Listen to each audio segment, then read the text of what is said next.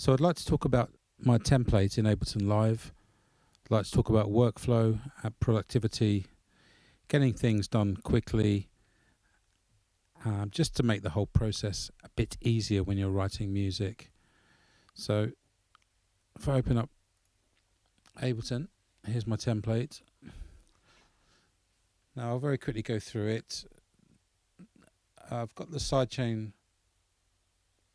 for the project here. It's exactly the same as my kick, so no need to talk about both. Obviously the sidechain is the monitor's turned off, so you can't hear it during the project. I've got my kick, which is Sonic Academy kick 2. I've got Serum, which in this particular track I tend to use it for the sub. So I've got a sub and a kick straight away. I've got an empty audio channel, empty Midi channel. I've got all my effects over here and my master. I'll go through the kick in a little bit of detail. I've got a preset. I've taken the analog default preset and tweaked it slightly. I've tuned it to G here, and then the tail drops down to G octave 0. Gives a slight ducking effect in the pitch on the kick. It makes it a bit lower, a bit fatter. I've tweaked the ADSR envelope on the sub portion of the kick.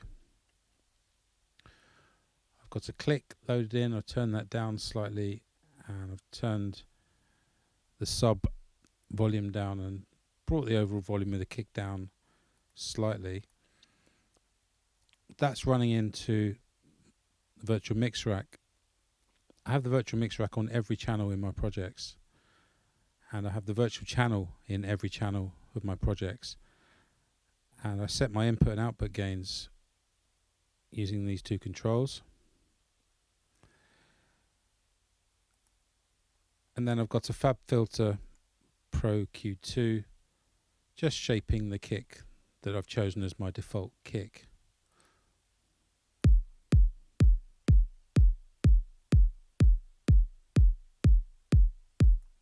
Now you see the kick is running into this channel, so this is what I call the low bus. So I've got an audio channel with a virtual mix rack, but on this audio channel I've just got an EQ. It's the FGN. I haven't touched any of the settings, but the kick runs into this and outputs. So if I turn off that, you won't hear the kick. So not only do I put my kick through, I put everything in the low end. So all the bass tracks I'll route to the low bus, and the kicks I'll route to the low bus. The reason being that often during projects I like to filter out a bit of the low end at opportune moments, little edits, perhaps during a little breakdown or something like that. So I use, on the low bus, I use this high pass,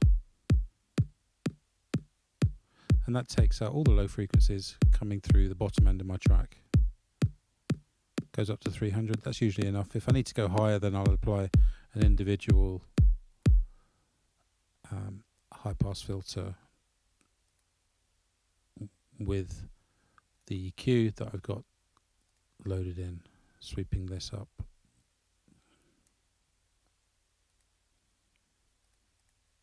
So my kick's a bit special. It's set up slightly differently to my other default channels. I don't necessarily use the sound from this kick in all my tracks, but it's a good starting point when you're trying to build a track quickly. It's got a heavy bottom end, which is quite tight, has a nice click, and it's roughly in the sort of pitch that I tend to work in. I will always layer another kick on top of this, so I'll usually end up taking out the top end of this kick at some point during the track. So I'll just be left with something like that, and then I'll have another kick sitting on top to provide the click, but I tend to find those a bit later on in the project, the second kicks, so this is a good starting point. So that's my kick drum, and it's always set up like this whenever I open a project. Serum always sets up like this. I have my channel, virtual channel here. Just talk about the Brit end setting. The Brit end setting makes things sound a little fatter, adds some harmonics, and I tend to have it on Brit end for all my channels, apart from the kick, because I'm using such a powerful kick synth. It just makes it a bit too muddy. So on here, I just have it at Brit. I found that the Brit 4KE sounds the nicest. Let me just flick through them for you.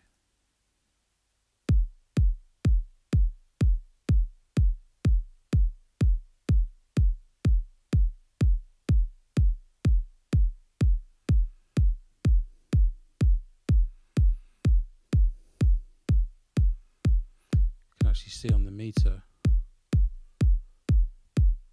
the Brit N is pushing it right into the red.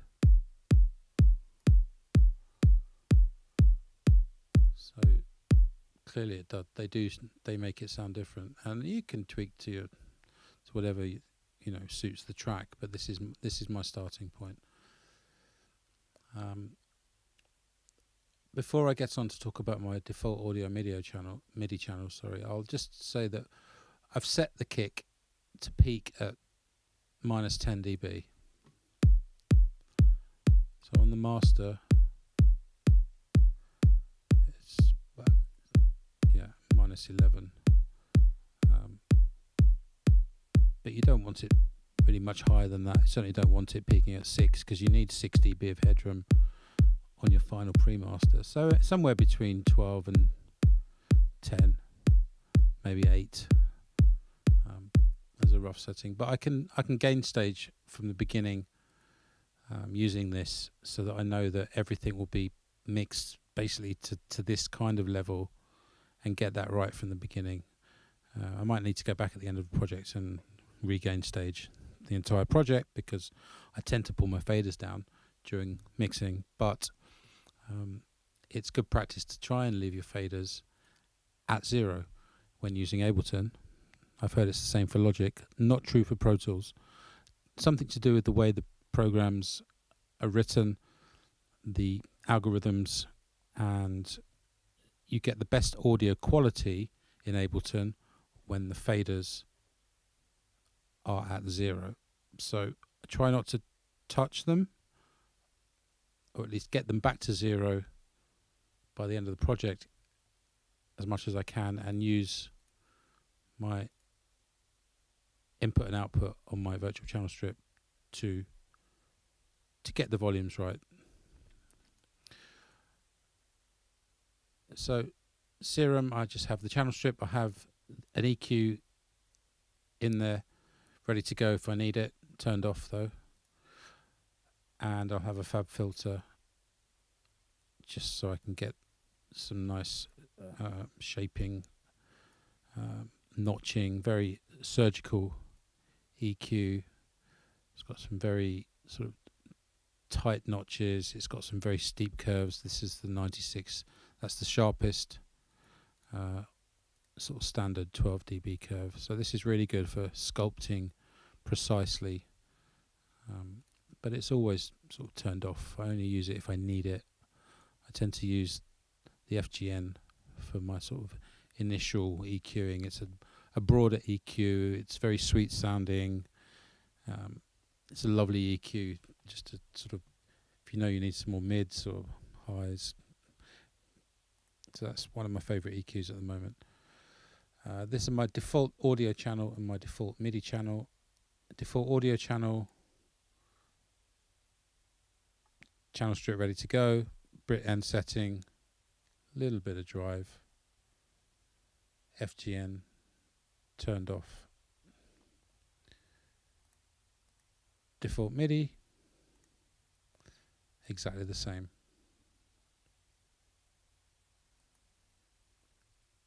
If anyone is unaware how to save a default audio or a default MIDI channel in Ableton, as you can see, these are my defaults. So whenever I open up a new audio or MIDI, let's just Command T, open up a new audio, it's exactly the same. Got the channel strip, FGN turned off on that.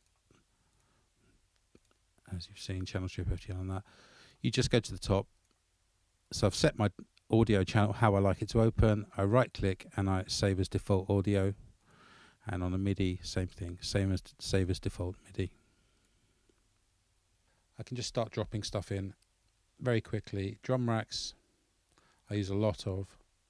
So all my drums, I tend to, I colour all my drums in brown.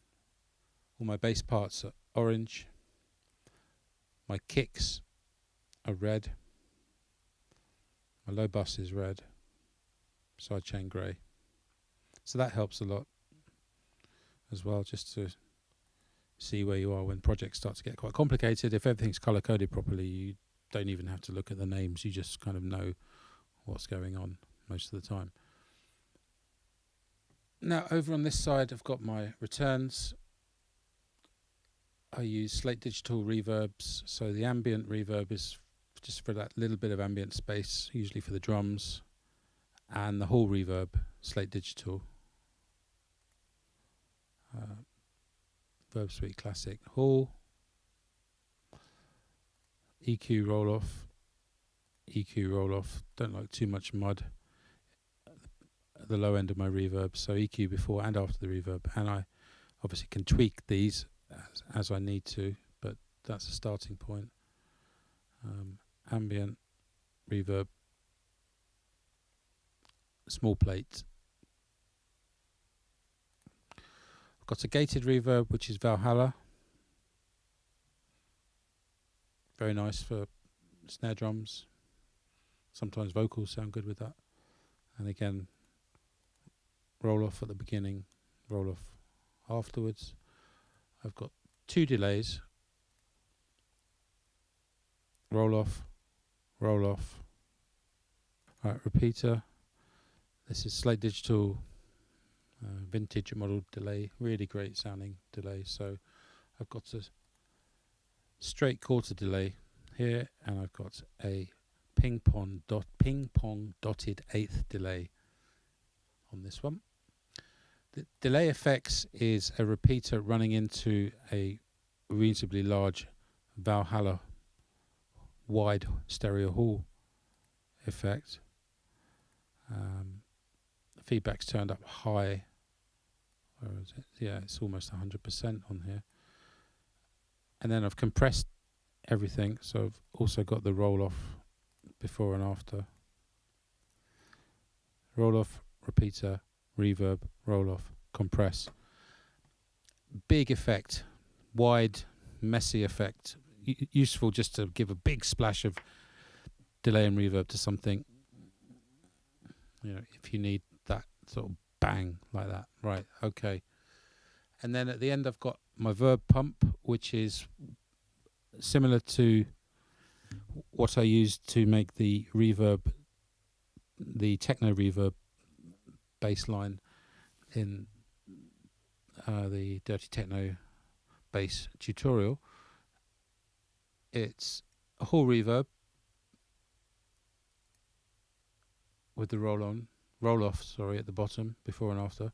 Then I've compressed it heavily, then I side chain it to usually the kick or whatever's coming in. It could be a tom, it could be, usually the kick, just to keep the 4/4 rhythm. I can use it to make techno basses, but I also use it on anything, really. Could be a little effect, slap some of that on it.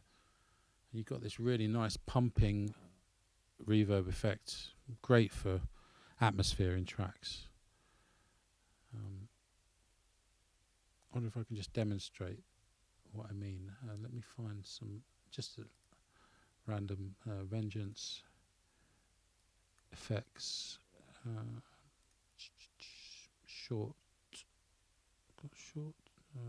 one shots. Let's just find something.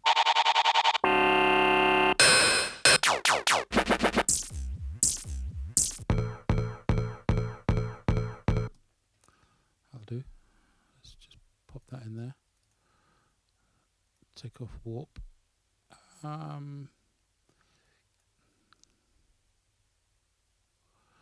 need to just assign to sidechain.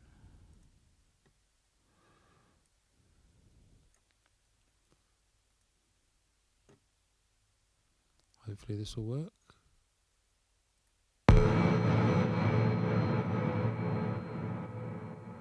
So you get the idea. Use it on just about anything, just to add some atmosphere to a track. So I'd like to quickly demonstrate the effects I've got here, and I'm going to open up my drum racks folder. Now, as I said, I've got lots of pre-made drum racks that I use in all my tracks really. There's 909 samples, I've got a drum rack full of different rides, various big snares, more big snares, an effects rack, long effects, short effects, and then these Etika racks are currently some of my favourite. Etika's a friend of mine. He runs his own sample pack company called System 6 Samples, available exclusively through Loopmasters, and they focus on drum samples for tech house, techno, tribal house, and I highly recommend his samples. They're extremely well processed. They're all processed using UAD plugins, and yeah, they're excellent. They're very usable. There's loads of them. So I've set my drum racks up. They're broken down into various different types, and each of these drum racks has got I'd say 100 hits in each. So anyway, I digress. So I use these. They're ready to go. My hats, my claps, my rides, my percussions, etc., etc. Everything. I know where it is. I know I like the sounds in there. I use them all the time. So let's get a clap, for example. Open up a clap into here. Just program in a single hit. Let's make the loop 4 bars for the purposes of this quick demonstration.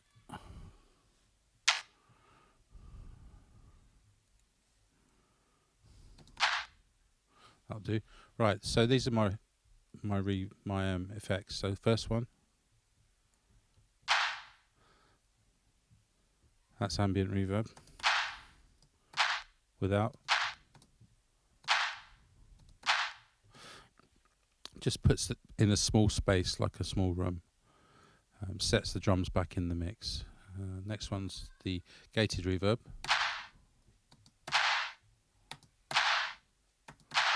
Bit bigger than the ambient reverb, quite useful, and then you can affect the size of the gate with the controls in Valhalla.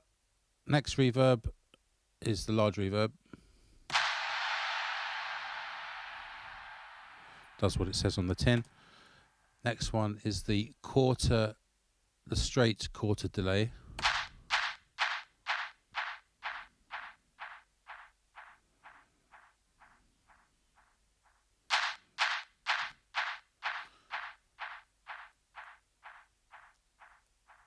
Next one is the 8th ping-pong dotted delay.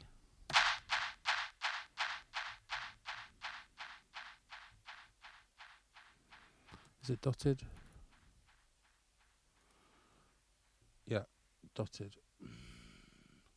That's 8th ping-pong dotted delay.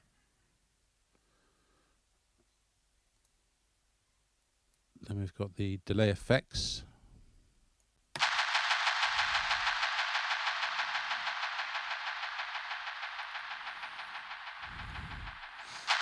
So that's an 8 triplet ping-pong delay with a high feedback,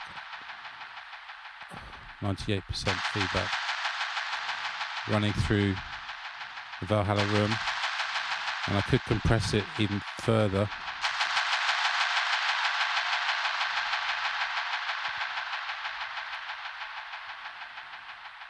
So that's useful just to add a splash of drama in the track.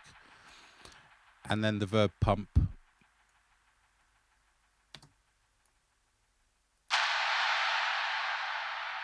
We need to get the sidechain running for that to work.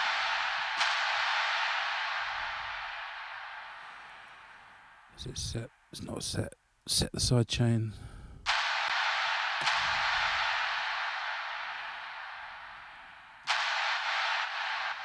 There we go. Nice.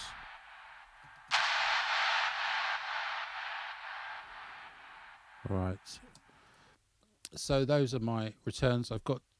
I've enabled only 2 sends on the returns, so the 2 delays can be sent to the large reverb. All these other ones are disabled because I would never use them. Well, not unless I specifically had to in a certain situation. So those are my returns. On the master, I have the virtual mix rack with the virtual mix bus, and this is the setting that I think sounds quite clean. Sometimes I mess around with this during a project, see which sounds good. A little bit of drive, bit of noise reduction, and then a Vox-Geno span just sitting on top, just to visually see what's going on the master output. So that's about it. It really helps me, this template. I've been tweaking it for a couple of years now, and I think I've got it down to something that is very usable individually for me. Obviously, you need to build a template that works for you. Everybody's different, but I think this is a nice way to work, and I can very quickly build up loops in here, like I said, drum racks. I can start dropping them in, building up my drums. I've got my sub, my kick. I drop in some audio samples, and then once I've got my loops going, usually sort of 4 to 8 bar, 4 bar loop, 8 bar loop, just switch to the arrangement view and I'm off. Big fan of Slate Digital. Subscribe to the Everything bundle. It's about £15 a month. It's one of the best investments I've made, I think, in terms of plugins. I use them all the time. EQs are great, compressors are great, channel strips.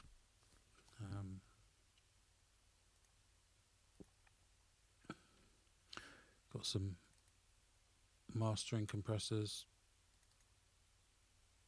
Although this one, the grey, it's a really nice sounding compressor. I use it on a lot of individual parts. I use the red compressor on the master just for a bit of glue to the tracks. That's the rack, the reverb. The rack is the 3 compressors combined. Don't really use that, but it sounds nice with everything just set to 0 if you run something through it. Virtual mix rack, tape machine. This can really add a nice warm saturation to sounds. So I think that's it. That's my template. That's how I like to start projects. And I'm always thinking ahead. And the more familiar you get with your template and your way of working, it becomes automatic. You don't need to think so much about routing within the programs. You've got your tools that you like and you use them all the time, so you can really focus on the job of getting nice music down into the project. I hope that was useful, and I'd be interested to know how other people set up their templates. Yep, great. Please get in touch. Let me know what you think of the video. Subscribe to the channel. Follow on Facebook. Blah blah blah blah blah. But really, if you're interested in this, I'd love to know how other people set up their templates, particularly in Ableton Live, as that's the DAW that I use all the time. Okay, thanks a lot. Cheers, guys.